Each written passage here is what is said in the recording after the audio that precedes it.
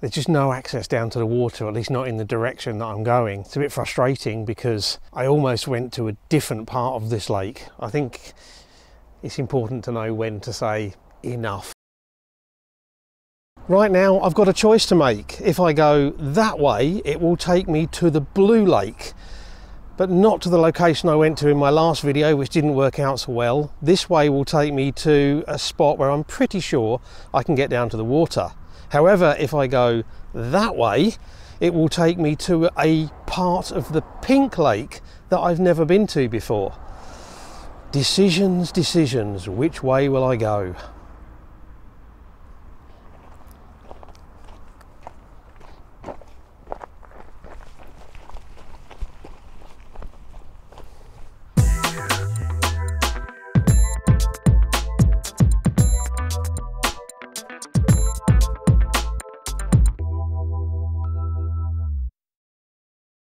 I decided to walk down to the Pink Lake, not because it's pink, because at this time of year it very rarely is. It's probably just sort of a bluey green colour, but because of the direction of the sun. The location I would have gone to on the Blue Lake would have had the sun pretty much directly behind me at sunset, whereas here the sun will be kind of in front of me and to one side, so I just think it opens up better possibilities.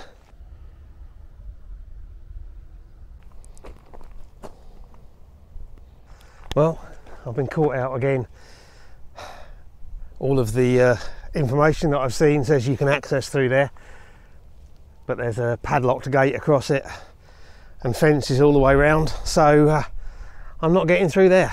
You know what they say, fool me once, shame on you. Fool me twice, shame on me.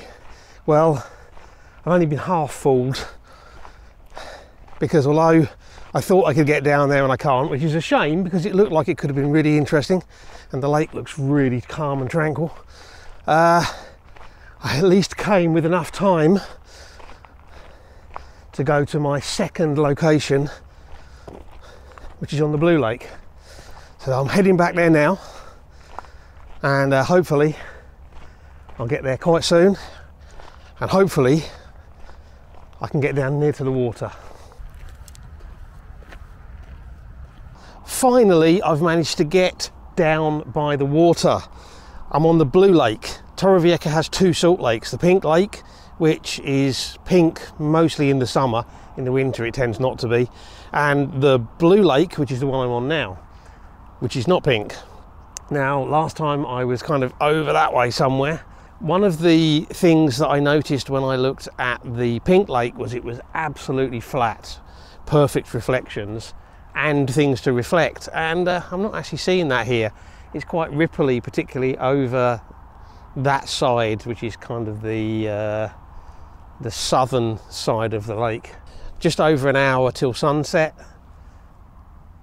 and the other challenge I'm going to face, of course, is with the sun over that way. If I'm shooting that way, keeping my own shadow out of the scene is going to be tricky.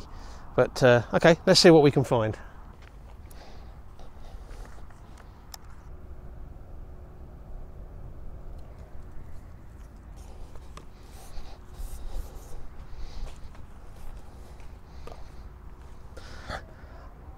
Okay, I am going to take a shot here. What we've got is these rocky stripes going out. I don't really know what they are. They've obviously been artificially put here. I've got one coming in from the lower right hand side out. Then there are 1, 2, 3 more that come in across the frame. Out in the background there's some things sticking up out of the water. Again, not really sure what they are. And then right over in the background there's the far shoreline with some buildings on. And I'm going to shoot it now before it gets, you know, before the sun goes down too much further. But I am shooting this with a telephoto lens, and I'm probably at about 130 mil. And because of that, I'm going to need to focus stack, because obviously my foreground rocks are pretty close considering the focal length that I'm using. So I'm going to focus stack one right on the background. I'll probably do about 4 shots just to try and be on the safe side.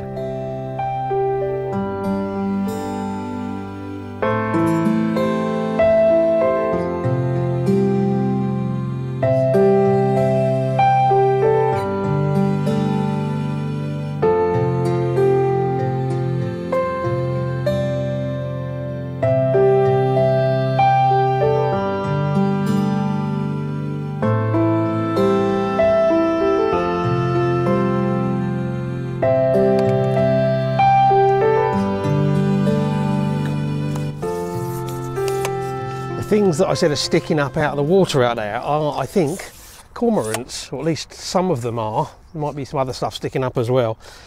I can't really see, but I think there's a possibility of a shot.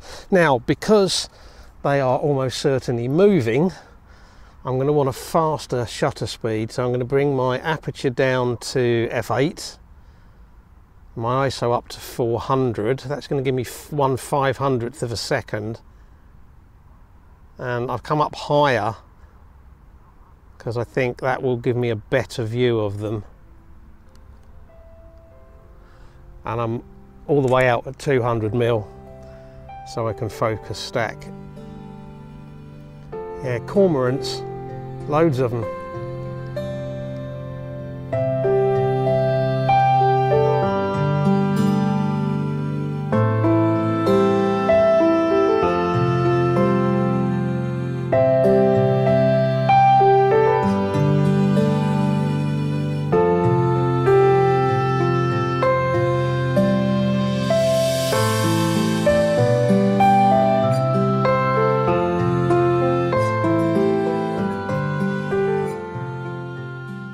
I'm trying to keep it simple, wide angle. I've got some of this muddy area which has got water in it and some quite nice light on it, just coming in from the bottom left in the foreground, and then we've got the reflections of the clouds, and then we've got the far kind of bank with all trees on reflecting in the water as well, and the clouds up above. As I said, this is wide angle, 11 to 22 lens. And what I've got is, I've got the land bit kind of comes in. There's a little island out there. And then there's, right over in the background, there's the far shoreline with buildings on, which kind of disappears off into the background. So the bulk of the midground, if you like, that shoreline with all the trees on, stops just over 2/3 of the way across, leaving a little bit of a gap on the left. And then the mud coming in the foreground kind of forms a little bit of a curving triangle pointing towards it. At least that's the idea. Hopefully it will work.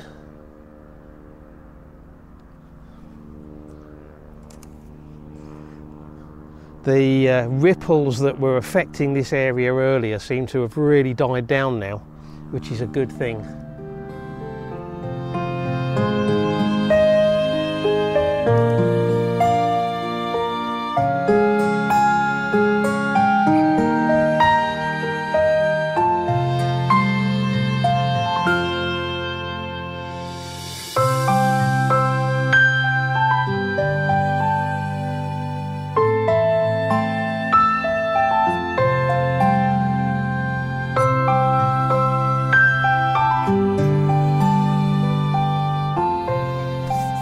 Sun has gone behind a bit of cloud over there. That's creating some nice bright light and dark shadow and textures and tones. And I can't resist trying a shot of that building. I think what I'm going to do is pop on the longer lens again and just do a shot of the building and its reflections. And what I'm going to do is I'm going to bracket exposures, 3, maybe 4 exposures, 2 stops apart, so I can merge them later to keep some highlight detail but also keep some shadow detail, although I want a lot of the background to be pretty much in shadow. I'm going to keep the building quite dark, more of a shape. Also behind the building there's a road running past, so there's vehicles going past, and I don't want those to stand out, so I'm going to keep that quite dark but not completely black. I want some detail in the building and in the reflection. But there's some really nice tones kind of around the sky, and I think the vertical works pretty well.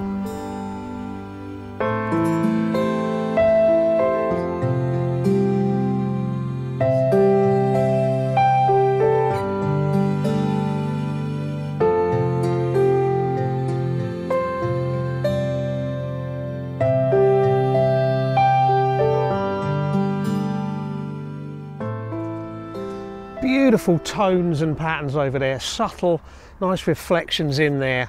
Got to try to do something with that. So I'm going back to a nice wide angle view and we'll just see if we can use something with these rocks going in, creating a leading line, hopefully without getting my feet too wet. That's nice, that's nice, but I'm also wondering about a vertical shot to simplify the scene a bit.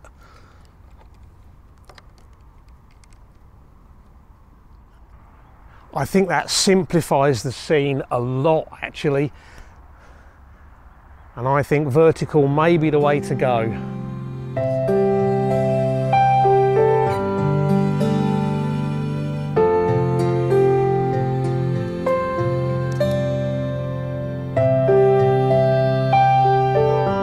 Subtle, but nice. I like it.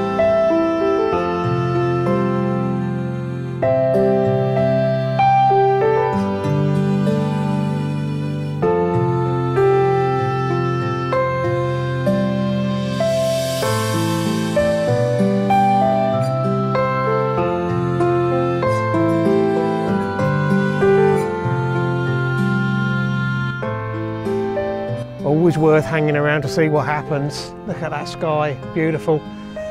I've got the telephoto lens on for this one, and of course now, because the direct light's gone, I don't need to bracket the exposures anymore.